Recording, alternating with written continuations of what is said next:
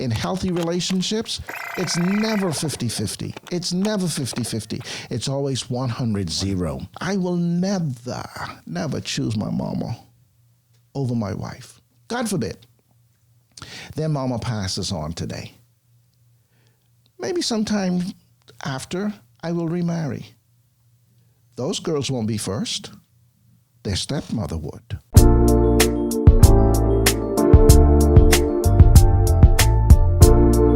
So that was a clip that we recorded the last time. 2.3 million views later. No. 2.3 million. Oh no, your episode is our strongest episode. No. 4,300 comments.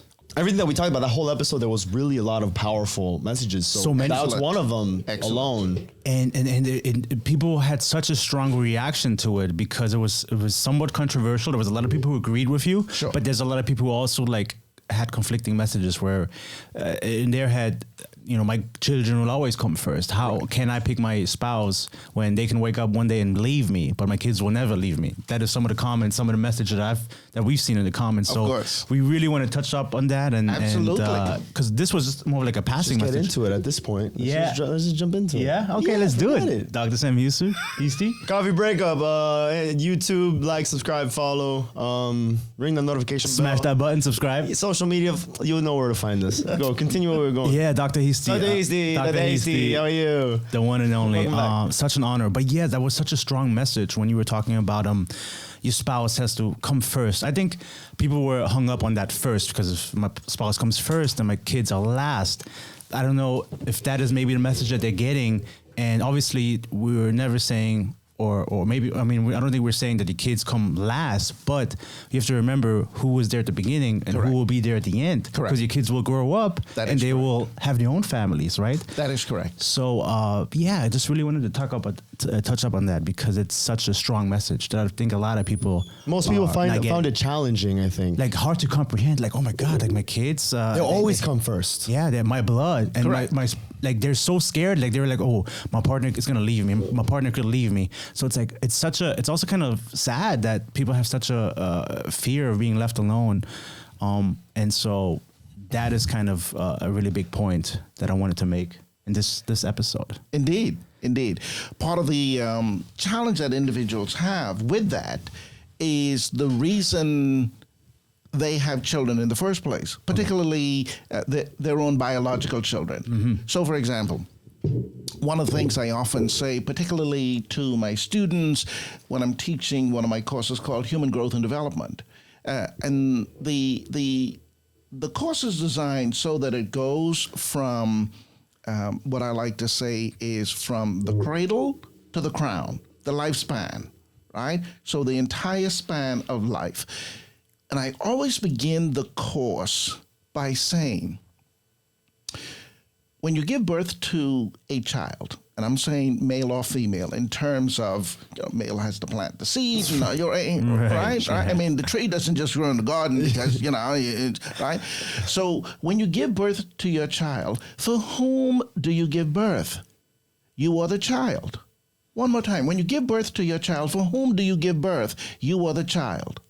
And unfortunately, the overwhelming response is, well, I give birth for me. Mm-hmm. And then some students who would think about that for a minute and they're not exactly sure, well... Yeah, because it doesn't sound as... once you say it, doesn't sound the same way as you were thinking. Correct. And so some students were, well, I give birth for both of us. I said, nah. Then other students are like... Yeah. And then I said, okay, now the correct response is, I give birth to the child for the child. And so the whole idea is that when you give birth to the child for the child, the way in which you raise that child is very, very different than when you give birth to the child for you.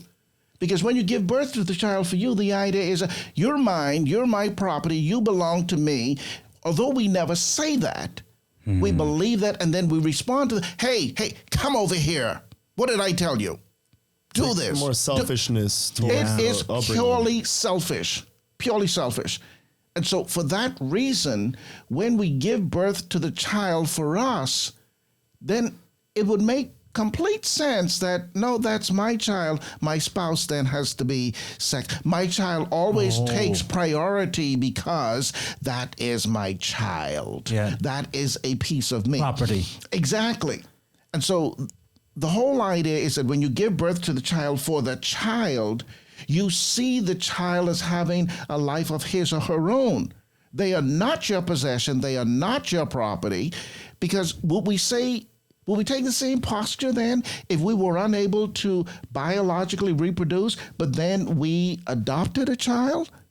Now we're challenged. Now we're challenged. See? So the individuals struggle with this because historically we've passed this thing down that we have to carry on our name because that child is mine biologically. Then, no, that's my way of hanging on to me. And the truth of the matter is, the best way to hang on to you is to give you away, so to speak, right? And so when you hang on to your spouse, first and foremost, you will always have your child because that spouse can always reproduce.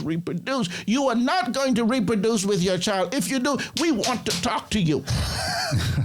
You know, as you speak, you know what I'm thinking? I think the biggest challenge is the ones who are questioning this are the ones who aren't secure enough in their relationship. Bingo. You see? Bingo. So I think that there's a lot of, there's a deeper setting because it's like, okay, why are we having this child together in the first place if I know I can't trust you with my life, if I don't have that other side, you know, because then, that child is mine because if I'm not confident in our relationship. There we go. To say, yes, I can do this. Yes, I know we can have another child. It's more, well, this is our child. Well, why are we even having the child in the first place if we don't have that already kind of foundationally in? Yeah, and I've also seen it from a lot of people where their spouse did leave them, right? So they have this bad experience, like, oh man, you know, like all I have left are my children. So I would never put my spouse first. So, but just because you had a bad experience by maybe perhaps choosing the wrong partner, that doesn't mean that that's a universal thing for you to always pick your child. But if you have the right partner, then that is the person that you build the foundation with. Absolutely. Question, but what about in those scenarios? Let's say, because we're saying, yes, I do have my partner and we brought this child into this world, go off, do whatever, you know, grow. I'm still with my partner, but there are those scenarios where they split. Correct. So now there's like a sense of, well, no, now all I do is have my child because I don't have my spouse or my partner who I made the child with. Correct. So then what would you tell people like that in that situation when they're like, you know, they're still your child, they still live their own lives, but they're also not your property, even though you no longer have your partner who created the child? Yeah. So what is it that an individual is really saying when they talk about child versus partner? Mm-hmm. What is they really? They're not talking about child, neither are they talking about partner. They're talking about themselves. And what they're saying is, what is of greatest value for me is for me always to feel a connectedness to somebody. And the safe haven in terms of connectedness is my prodigy. Wow. The safe haven is to the degree that I am able to reproduce. Whether or not you want to belong to me, you always belong to me, which is a trap. Yeah. Which is a trap, right? Because once again, it then gives me the sense of false security. You're always mine. So I won't choose my partner over my child because my child can never not be mine, whereas my partner can choose not to be mine. And the issue is very simply this. Everyone always has the freedom and the prerogative to choose. The degree to which you have procreated does not give you the prerogative to choose for someone else. So if someone chooses to remain connected to you, that's still about them. So I think, Marvin, you said it, or Chris, maybe you did. It is this thing of insecurity, which is a major issue in relationships.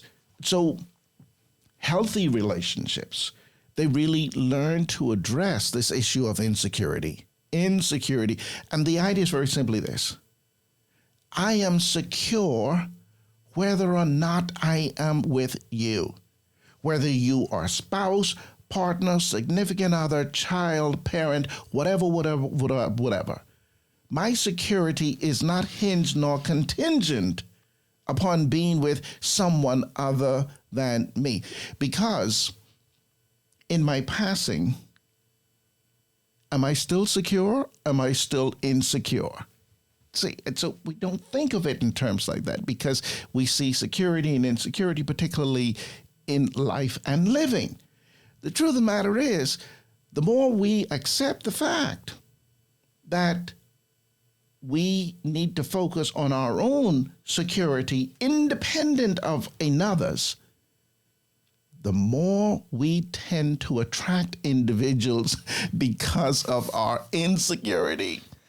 That's Wow. so.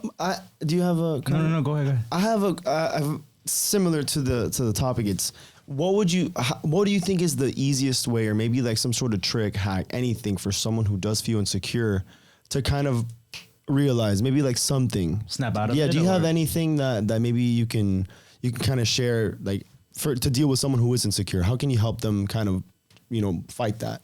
Yeah, let me. Because I know, but it's difficult because everyone's kind of different. I just accept my flaws for what they are, and I'm proud of them. Correct. Own up I to it. embrace them. Correct. Because that's who I am. Correct. So I love that. Correct. So if anybody wants to tell me something, I'm like, well, like I'm secure with myself. I don't need anybody. I don't Correct. need any affirmation or someone to tell me. But for other people, it's difficult. Maybe they don't have that kind of. They're not able to think that way, or maybe they're too focused on. Oh well, this is my insecurity, and it's just the way it is. What can someone do to kind of combat that? Very good question. Now, I may have said something earlier. I'm not sure I said it correctly. So let me go back because I'm gonna address it. So one of the things I said is, and I want to make sure I said this correctly, that the idea of security is that one person does not need to be connected to another to find themselves secure. To find themselves secure, right? Security is a quote unquote inside job. It's kind of like self-esteem. Now we're going to get to that later because I just loaded something for you, okay? We tend to think that self-esteem is a function of the degree to which we are connected with others, or the degree to which our parents have raised us in a certain way, or parents think, unfortunately, that they really facilitate self-esteem based on the things they say and or do to and with their children. That is the farthest thing from the truth. Self-esteem is an inside job. Well, so is security.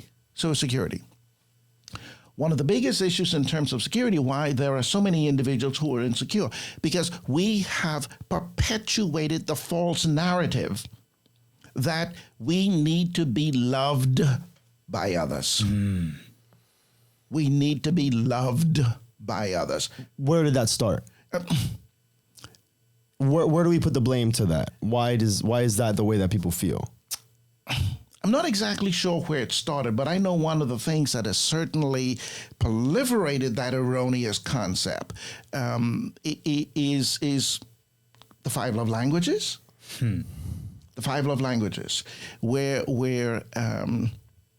Dr. Chapman, clinical psychologist, wrote the 5 love languages, and in the book he says that each of us has a love tank. Yeah. A love tank that really needs to be filled up by someone outside of us. And to the degree that that love tank has to be filled up by someone outside of us, then we have to draw the conclusion that in order for us to be loved, L-O-V-E-D, that must come outside of us. Someone else's From job. somebody else. It is somebody else's job, responsibility. It is someone else's contribution. It's someone else's deposit into the love bank. All of these are very, not only erroneous, very, very dangerous concepts. So what happens is that anytime I feel or believe that someone outside of me, beginning in many instances with parents and siblings and then moving into adulthood, into significant other relations, anytime someone outside of me is not demonstrating or is not filling up my love tank or is not loving me the way that I either want or need to be loved, then something is wrong with that, right? Then something has to be wrong with me if they're not doing that, right? So that makes me insecure, because if I were okay, they then would want to fill up that love tank, would they not? Of course, because they would want to remain attached to me because I'm such an awesome, wonderful, great person. These are very, very dangerous concepts and ideas. So what now happens is, and where self-esteem then factors into this from very early on in life, is when a child becomes accustomed to a parent, for example, saying, you're wonderful, you're awesome, you're great. You're wonderful, you're awesome, you're great. You're wonderful, you're awesome, you're great.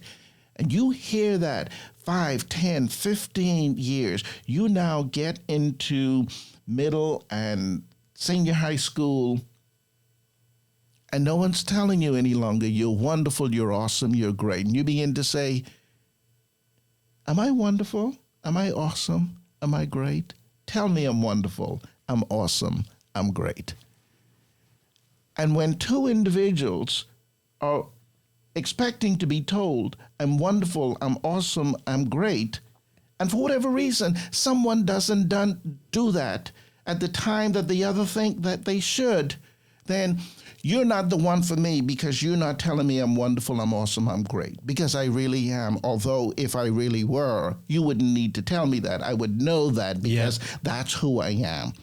All of these things, they build over time. And so then we move into significant other relationships having these huge expectations of what people really owe us because we're so wonderful, awesome, and great. And yet we don't believe that, because if we did, then we wouldn't need people to tell us how wonderful, awesome, and great we really are. Is this making any sense? Yeah, 100%. It's totally, it fits the whole narrative of like going through life looking for positive reassurance, whether it's social media, whether it's or platonic relationships, and of course romantic and relationships, right? So I think there's a foundation based on, as a child, as you grew up, you're being told that exactly what you were saying, and then it's like you go through life looking for that.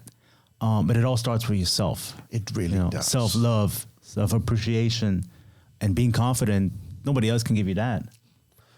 So then are parents responsible for this then? So because you're right, it is the person's responsibility to know that within themselves. But if at an early age, all they have as to look up to learn, to be nurtured by is their parents constantly telling them, what responsibility does the parents have in order to change that mindset? Because if it's early on, we kind of instill that into them. Now their upbringing is all, well, I've always been told, just like you said. Yeah. Why am I no longer getting it? Yeah. When deep down you should know yourself. Correct. So then that's that trigger. How can someone then say, well, number one, what can parents do differently, I guess, in this case? Yes. Or what can change from their upbringing? And two, if it's too late and we've reached to that point, what can change now for them to realize I don't need it anymore because I know?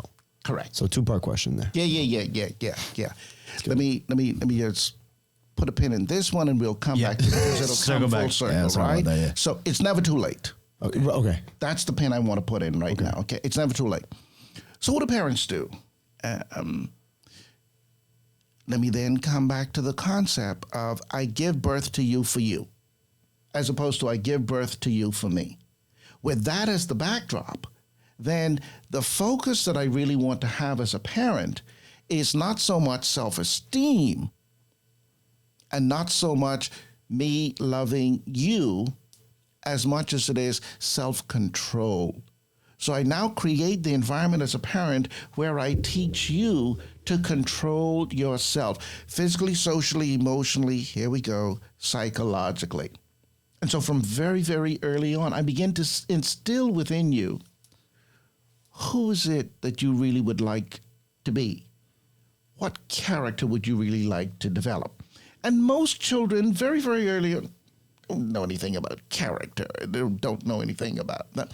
But for example, as early as 1.5 and 2-year-old, when children begin to speak and they, for example, are dishonest, one of the things that we can do even then is say, hey, Chris, that didn't happen like that.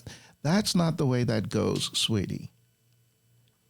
Is that the person you want to be? Do you want to be the person who says that it went like that and when in fact it did not go that way? I like that.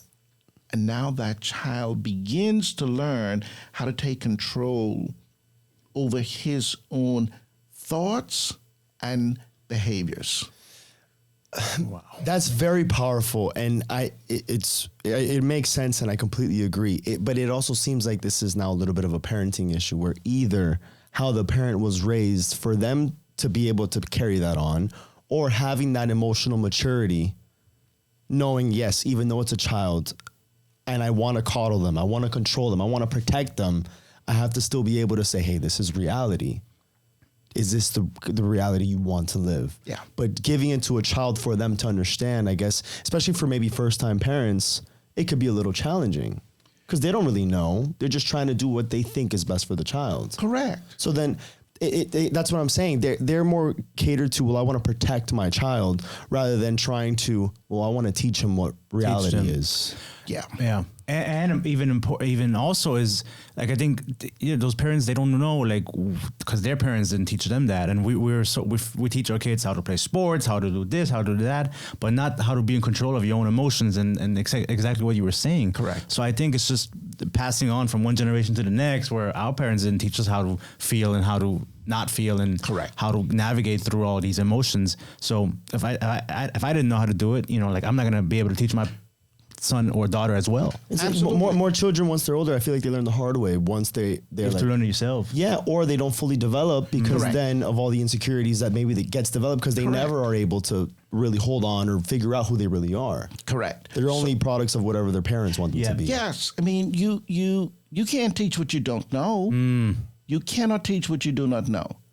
In fact, I said to a class of mine a couple of days ago, this is a class where I'm teaching students how to become counselors.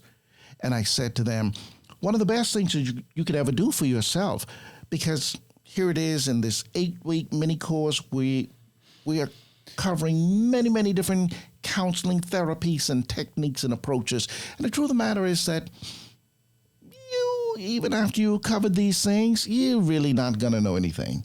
All right, so here's what you do. Number one, go and volunteer somewhere where you're going to be trained under direct supervision of someone, number one.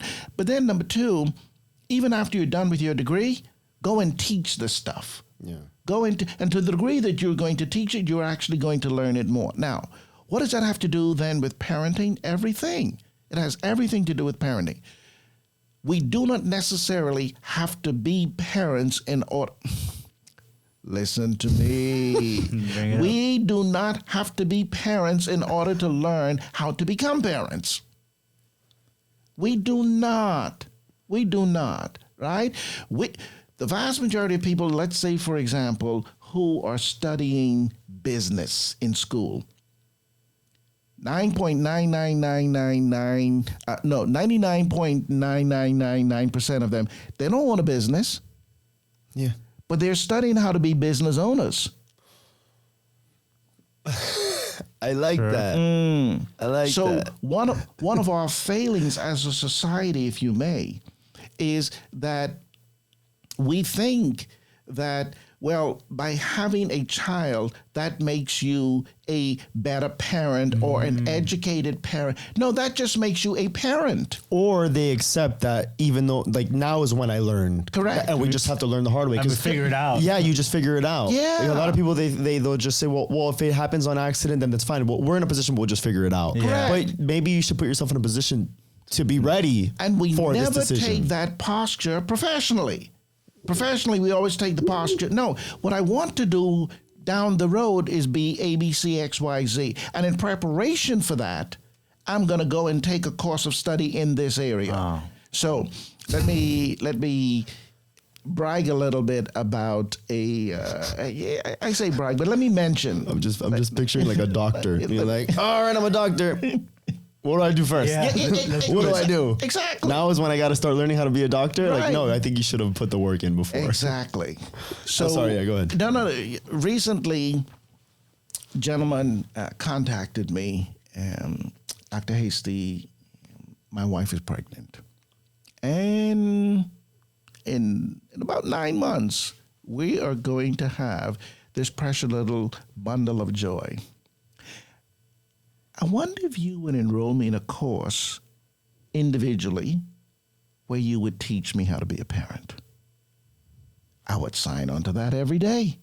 I would sign. Here's someone who now is about to have a child, give birth. A man is about to give birth to a child. And he says, listen, as best as I can tell, my parents are awesome people. As best as I can tell, I grew up fairly stable. But this precious little bundle of joy that's about to come through the birth canal here in 9 months, I want to prepare myself as best I possibly can, knowing that I don't have a flying clue as to what to do, nor how to go about doing it. But I sure want to do the best job that I can in preparing myself. And so what we're doing is embarking on that course of study. Why? Because he recognizes that as good a man as he is, he's not perfect. And he does not want to entrust whatever he knows about parenting to then employ that in being a parent. He wants to take the same approach that he did in getting his MBA, in becoming a business, extremely successful professionally, right? Now, this is the same gentleman when he and his fiance, at the time that they were the fiancés, then contracted with me for relationship coaching and premarital counseling. Because what they recognized is we're fairly stable as a couple, but this thing called marriage, not only have we not done it, but we don't have a clue. Now, both of us come from families where our parents are married, but that's their marriage. That's their marriage. So we now want to learn how this thing really would work in our own best interest. Coach them, counsel them for about 9 months. Officiated their ceremony, and here it is 3 years later. I'm now going to train them how to be parents. This is how we get better with this. The question is 9 months enough time to learn how to be father, how to be mother? It should be if the constant effort is there and they're actively trying to. Right. I would. Yes. Yes. Right. So are they going to be perfect? Even if it were a 5-year course, they're not going to be perfect. But here's the difference. Over a 5-year period, over a 9-month period, over a 15-year period, what they're going to do is to employ their training. They're going to employ their skill set as parents. And in those instances, when they struggle, as they will, they'll reach out to me. They'll reach out to me. We do these kinds of things all the time. Again, professionally, this is what we do. Right, 100%. This is what we do. And yet, when it comes to the things that we say matter to us most, we say, no, it's just supposed to be hard and difficult. That's not true. Oh my God, you have no idea. Whenever someone tells me about relationships, like, oh, everybody fights or everyone has their issues or everyone, I'm like, yeah, but not really. It doesn't have to be. No, it doesn't. And we have allowed ourselves to sink into this kind of stinking thinking. Accept it because it's supposed to be. And that is not. We would not accept ourselves walking all jaggedy because our legs don't quite. We would say, no, it's not supposed to be that way, right? Let's go and get that thing straightened out. We wouldn't expect ourselves to. Physically and physiologically, no one has to tell us, well, you really should see a physician about that. Because if something isn't functioning, quick and in a hurry.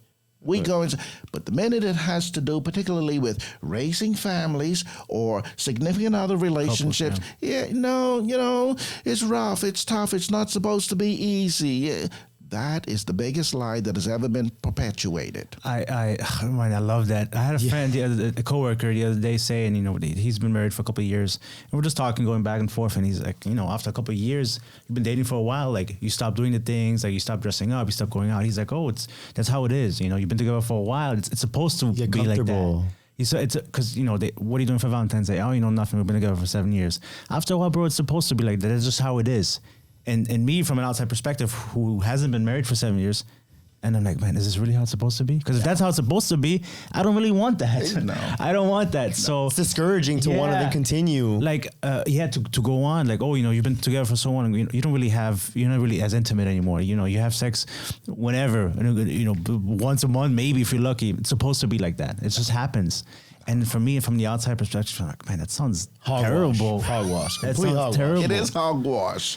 It is hogwash. That somehow that as we grow, or as we not even grow, right? But as we move in time in relationships, that they are supposed to lose value, or they're supposed to lose sentimentality, or this is not true. This is not true. That's why, once again, the huge advantage of relationship coaching and premarital counseling, especially very, very early on, is to help individuals identify, number one, the character of the person that they're dating and the mindset that they have. What are their thoughts, feelings, and perceptions about a particular thing? Because what we say, certainly in the field of psychology, is the best way for us in order to predict what the future might be is to look at what's happening in the present. And it is true, particularly from a psychological standpoint, right? What is a person's mindset? And so in my work, particularly with dating couples, is to say, once you've gotten beyond physical attraction, we accept that for most people, that's a beginning space, okay? But once you get beyond that, the thing that you really should drill down into is the person's character. Because character really carries the day. It does. I like and that. Character carries the day. Character carries the day.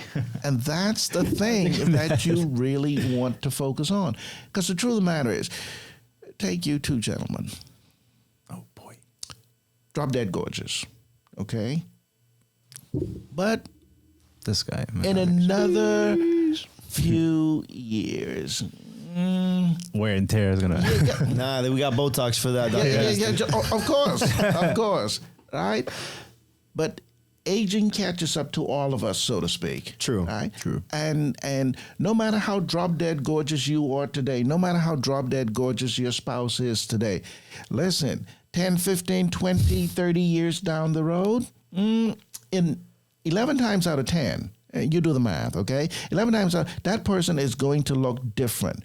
And doesn't mean, it's not going to be 180 degrees, right? But the person is going to look different. So if you really hung your hat, particularly in the beginning, exclusively on physical attraction, you're in trouble. You are in serious trouble, right? Now, again, in the beginning, maybe that becomes the hook in some ways. Yeah. But in the long run, you really cannot rely on that. You really have to rely on character. So the thing that I focus on in my work with particularly dating couples and individuals that I'm coaching who are single and want to go from meet to marry. All right, we're going to talk about meet to marry. I have it written down. The thing that I focus on is your character first and foremost, and the character of the person that you're selecting. Right? Focus on character because, once again, character carries the day. Oh, there's so many things I want to touch up on. I want to write all these down. Yeah. So many things. You saying, as time goes on, looks fade. And Correct. Of course, what do you say, and I really have to touch up on it really quickly, what do you say to couples who, young, they get into relationships, and I see it all the time, as soon as they start dating, they stop doing the things, they stop going to the gym, they stop working out, they get kind of comfortable. And so I get it, obviously, as time goes, things change, your body changes. But when you're talking about, okay, I've only been dating for a year or 2 years or 3 years, and you've already gains 50 pounds, you know, because you stopped going to the gym because, well, you know what? I'm in a relationship. Like they stop doing things for themselves. Because, well, you know, I'm comfortable. He's not going to leave me. Yeah. You know, I have a kid on the way. He's going to stay. Yeah. Well, one of my friends, finish. No. Isn't that a little bit different than saying, well, as time goes on, naturally your body changes and you got to be in love with this person for who they are. Of course. Yeah. So why is it that people like stop trying just because, well, you know what, I'm in a relationship and he's not going to leave me. I'm going to let myself go. And how do you get out of that? Yeah. Because 11 times out of 10, they weren't doing it for the right reason in the first place. It was being used as a hook. Here's what I need to do to then look attractive or feel good in order to attract someone. They were never doing it for themselves. They would never really always for someone else. Similar to the insecurity thing in the Absolutely. beginning, where we're always looking for some validation, external validation. Absolutely. There's a theme here, right? And the theme is, to the degree that I can be honest with me, character, to the degree that I can really be a person of integrity, first and foremost, with me and about me, character. That is who I really want to be. And that is the thing that will carry me through and through and through. And the question for dating couples particularly is, do you see who I am? Because what I really want you to see is my character. So am I working out right now? If I am, why am I working out? Am I engaging in A, B, C, X, Y, Z? If so, why am I doing that? Is it just to attract you, or am I really doing that for me? And if that's what is attracting you, and I'm really not doing it for me, then what you need to pay attention to is that I'm doing it to attract you, and it's really not for me. And in time, I will discontinue doing that. I think it's important. Like, you have a comment, please. No, go. Is it okay? Yeah. Like, my question is, okay, we brought up the issue. Is the relationship doomed? What does a person do in order to get out of that kind of, because I'm with somebody, I love them, but, you know, they let themselves go. So what am I doing? I love this person. I don't want to leave them. I don't want to be a douchebag and say, well, you know, you've gained 50 pounds, lose the weight. If not, I'm going to leave. Correct. Yeah. How am I fixing this? Yeah. Because I really want to be with this person, but Correct. you know. Correct. And the best thing that you can do for you is to help that person see who they really are. Stay with me here again, right? Because I'm not. So something like that occurs. I now am aware that the person that I met is not the person who you really are. And the question now is, given who you are, is that the person you want to continuously be? Because if that's the person you're going to continuously be, then I now need to decide whether or not you're the person that I will continuously select. Man, I told someone the same exact thing I think, isn't that remember your boy? Yeah. It's like, and what you just said, it's what's in the present. Correct. What's the past doesn't exist no more. Correct. And what's in the future, we don't know. We can't even anticipate that. Correct. It's what's in front of us now. So it's like you're saying, you used to be like this. You're this person now. Correct. Who are you really to get there? And before you had said the comment, I wanted to feed into that. I like understanding the why of things. Because whenever someone asks me for any advice, and it could be either about intimate or platonic or just your friends and like those types of relationships, it's whenever someone puts you in a position or they request something for you, they tell you something or something's in front of you. Why? People, they just say, oh, well, because it's supposed to, or, well, that's how she is. It's no. Yeah. Let's get down to the why. Why does this happen? Of course. Because once you understand the why, then we understand the actual root of how to attack the actual, and then have those kinds of conversations. That is correct. In that case, the whole weight gain situation. Yeah. You got to understand why. Yeah. Correct. You know why I brought it up? Because Yeah. I wanted to know. Yeah, no, that was a good question. Okay. That was a good But you had something that you wanted It to was that. Okay, that was that. Yeah, because it's you know, it's frustrating. And then let's say things don't work out. What I always think is amusing is then all of a sudden that person's back in the gym and doing the things that where was all that energy and effort when we were together? Correct. So that is kind of like frustrating, no? So now I want to tie this back into what we said earlier. We had put a pin in security. Correct. And insecurity. Correct. Where I'm thinking that this is kind of related to that, where it's no longer what I'm doing for myself. Correct. Because I'm doing it for somebody else. Because Correct. I want to attract The that next kind person. of person, but then once they're in, Correct. Correct. I got so it. Right. what the person did in the beginning, in working out and doing things for attraction purposes, that was reflective of their insecurity. Their security came later in terms of, this is who I really am.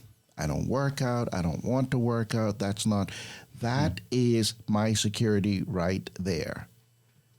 What now happens is, if I then attracted you, particularly into a significant long-term relationship, one like marriage, on the basis of my insecurity, and now I show up as a more secure person because that's who I really want to be, the question for you now then becomes, did you select me on your security or your insecurity? Right. So if your security was based on my insecurity, you were really demonstrating how insecure you are. If what was attractive to you was me working out at the time, because that is what you saw attractive and that's what you thought you would need in order for this relationship to last indefinitely, not only was I being insecure and engaging in those behaviors, you yourself were being insecure and being the recipient continuously of my own insecurity, that then making you insecure.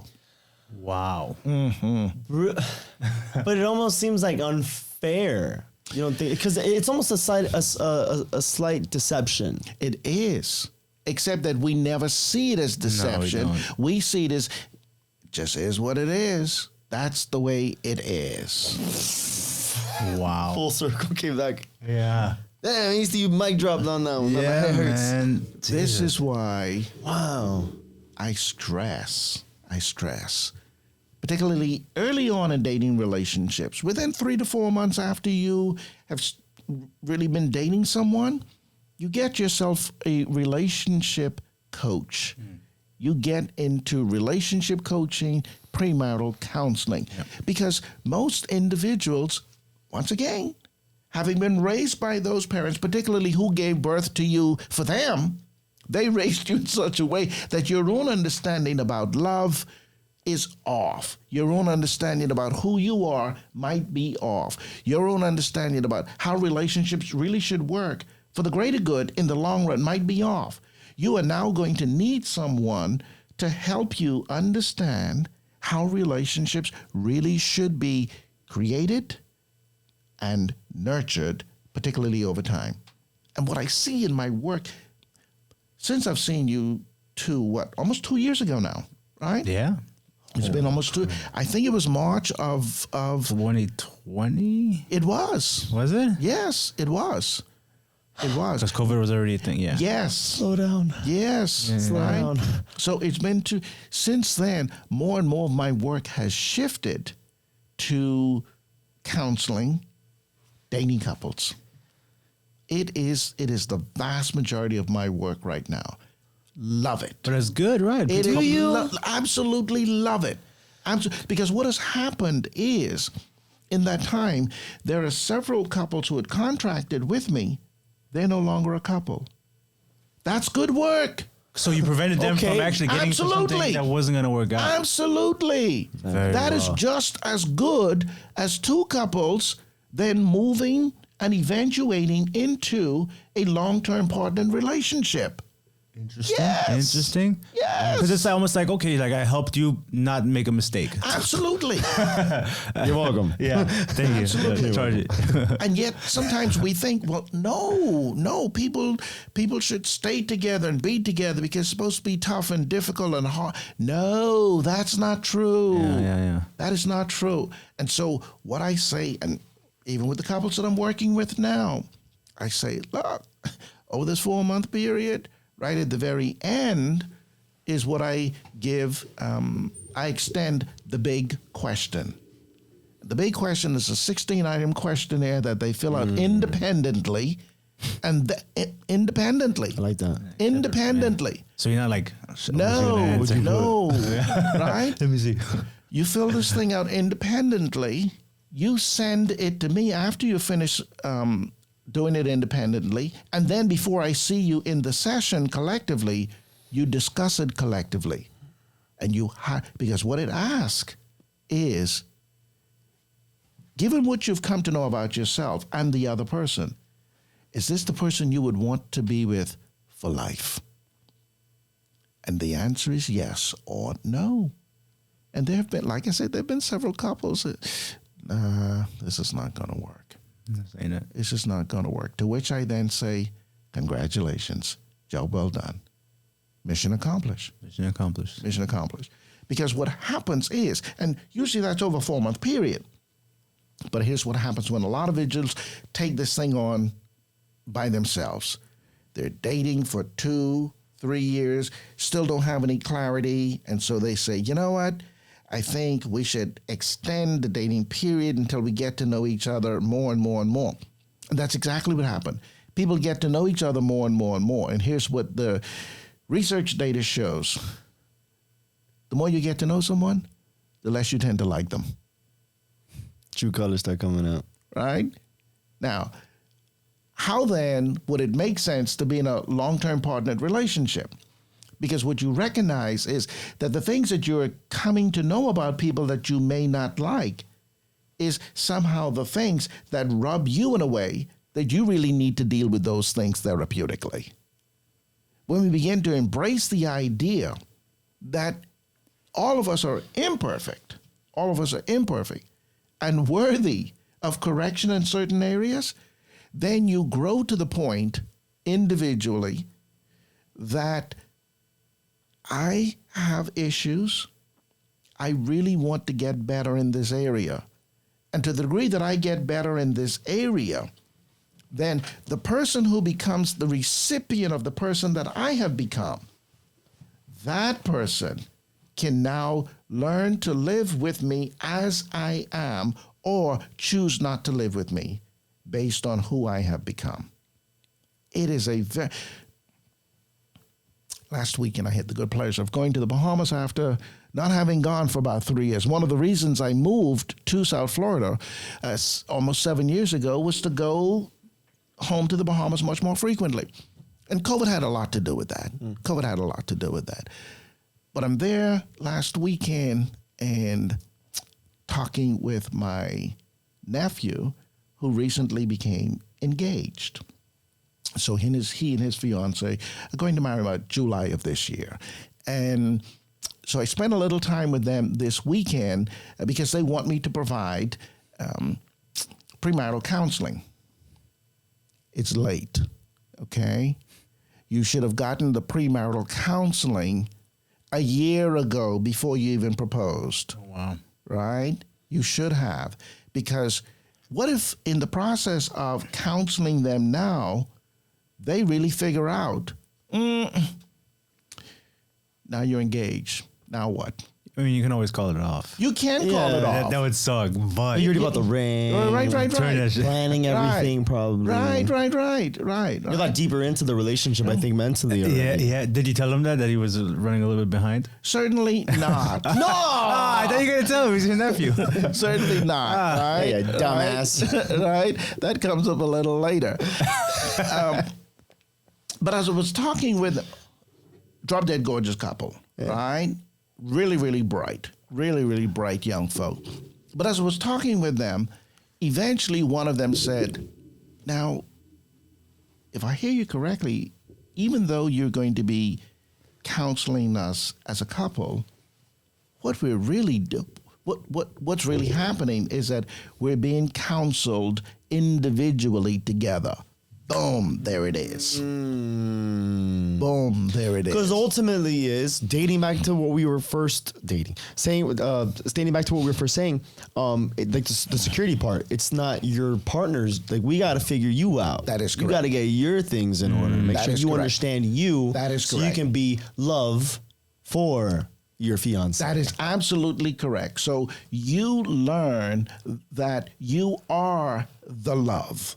You personify, you impersonate love. And to the degree that you do, everyone around you, they become the recipient of the love that you are. You do not need to be with someone for their love when you yourself are love. That's a challenging thought when someone, back to what we were saying earlier, it's how we were raised. Correct. How we need validation, external Correct. validation. Someone else has to fill my cup, Correct. my bucket, Correct. my love bank, whatever it is. Yes. Love tank. Yes. Love tank. We're always expecting somebody else to do that. So now to reprogram a lot of people's minds. So, we had also talked about the security thing of what can someone do for themselves, like that it's never too late to change. Correct. So this is very similar in the same kind of, in the essence of it. So then what can someone do to then kind of hit that switch? Excellent question. Excellent question. How do you develop security and get rid of insecurity? It's very simple. Become love. Love. Don't look to be loved. Become love. Do not look to be loved. What we've been taught and trained to do is to look to be loved. Yeah. Loved. Correct. And what you want to do is to become love. Now, how do you do that? Yeah. How do you do that? You do that by building the characterological components of patience, kindness, gentleness, givingness, forgiveness. These kinds of character and trait qualities. To the degree that you, Marvin, grow in patience for Marvin with Marvin, then the more you are a patient person, Chris, by association with you, he becomes the recipient of the patience that you are. You do not need Chris to be patient with you because you are patient for yourself. And when you personify patience, because that's who you are, he becomes the recipient of the patience that you are. So everything that essentially what you're expecting of your partner, you should personify. Boom! And be the person that you'd want your partner. So now I never have any fear about should you ever go. I don't need you for that. Because I have myself. I have myself. Because I got everything I need right now. I have everything I need. The only thing that Are you willing to receive everything that I am? There you go. There you go. It's hard because you have to unlearn everything you've done. Exactly. You've learned for the past, depending on how old you are, decades, years. Your upbringing from your parents, societal expectations. Absolutely. And I got to like reprogram myself. Correct. And being a whole new person in a way. Because unlearning is just as difficult as learning. It is. Maybe even harder. It's all you know. But here's the secret to it. It's not so much that you unlearn as much that you learn anew. And so it's the learning anew that you continuously put into practice that erases and covers over the old learning. That's the secret. That's the secret. I was writing something down. I was gonna say, what do you tell someone who says that they love each other, but you know it's toxic? So, for example, in this case, let's say one partner does that, but then the other one has a difficult time learning anew. Correct. To kind of reprogram themselves. Correct. So then now it can, if it gets prolonged, I mean, sure, they can get to the point where it's like, well, maybe this isn't going to work out, but maybe one person is getting it and the other person isn't. Yep. How have you dealt with that in those situations? The whole idea of quote unquote toxic love and I love you, but you know, something here is toxic. That's not love. That's not love, right? It would be, like you drinking something, you're saying that you're drinking something, poison. I'm taking some poison, and it's really not good for me, but I'm going to continuously take that poison because, you know, I need a drink. I need a drink, all right? Once again, this is So important why relationship coaching, premarital counseling is critical well in advance of individuals becoming engaged and making plans, et cetera, because you really need time to get to know who you are. And most people say, well, I really know who I am. Most of us really know who we are. But do you know who you are on a much deeper level, particularly emotionally and psychologically? Right? Most of us really struggle with that. Yeah. Hey guys, thank you so much for listening to part 1 of our episode. Next week, we'll be dropping part 2, so please stay tuned. In the meantime, go ahead and check out our website, www.thecoffeebreakup.com. You can watch our videos on YouTube. Like the video, subscribe to our channel, ring that notification bell so you're up to date, and drop a comment with any future topic ideas that you'd like for us to discuss. We're on social media, Instagram, Twitter, Facebook, and TikTok. With that being said, thank you for the countless support. See you next week.